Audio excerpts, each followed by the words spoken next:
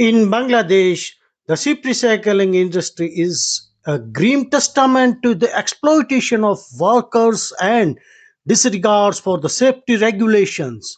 Despite global pleas to uphold workers' rights, corporations exploit the lax regularity environment of Bangladesh. This is particularly evident in the hazardous ship breaking industry, where safety measures are often ignored and workers are exposed to life threatening conditions. Last year, out of 446 ships scrapped worldwide, 170 ended up on the shores of Chattogram, Bangladesh. Shockingly, 159 of these ships were built before 2002 when the use of asbestos, a cancer causing material, was banned.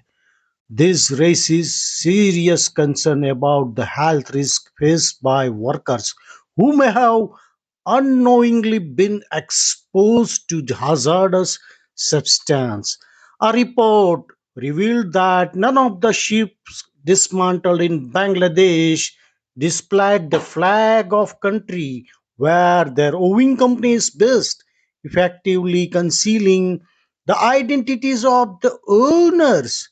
What's the alarming is the some of these ships originated from the countries like Greece and Japan, which are bound to by international regulations.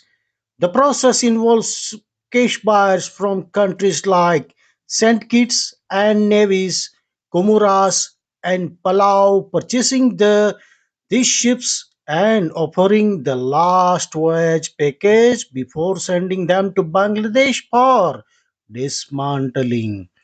This coordinated evasion of regulation is deeply troubling. However, we must know and acknowledge Bangladesh's failure in regulating the shipbreaking industry. The absence of effective regulations and oversight has contributed to the industry's boom.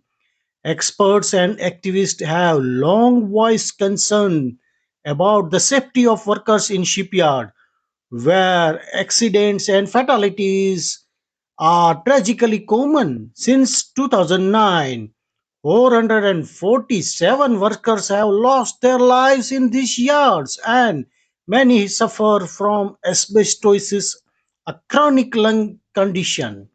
Additionally, the lack of safety gears has resulted in fatal falls, while the environmental impact of shipbreaking continues to damage ecosystem as hazardous chemicals seep into the water and soil. Despite these grim realities, shipyard owners have actively lobbied to reduce regulations.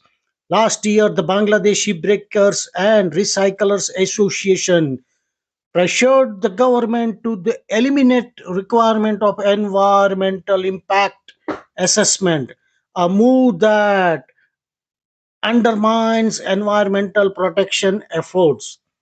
While the industry significantly contributes to Bangladesh economy, its current practices cannot be condemned.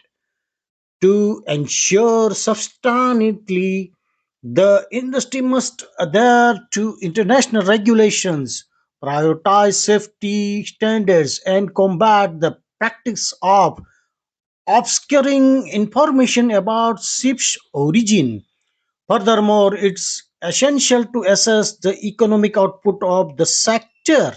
Despite being a major contributor to the economy, the steel rerolling industry, which relies on shipbreaking for steels, only receives 10% of its supply from this source.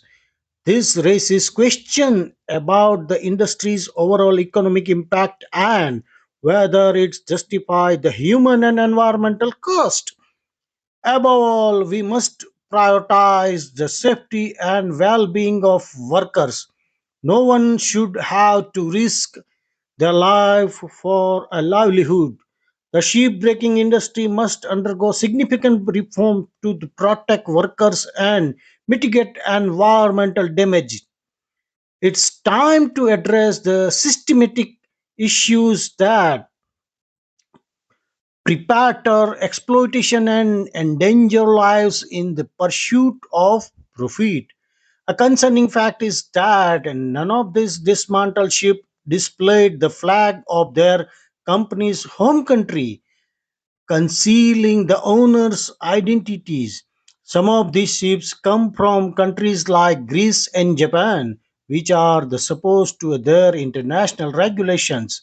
The tactic involves cash buyer from countries like St. Kitts and Nevis, Comoros, and Palau purchasing the ships, offering last voyage package and sending them to Bangladesh for dismantling. We hope you have enjoyed this video. We'll meet you in some another stories. Till then, stay safe. Bye bye.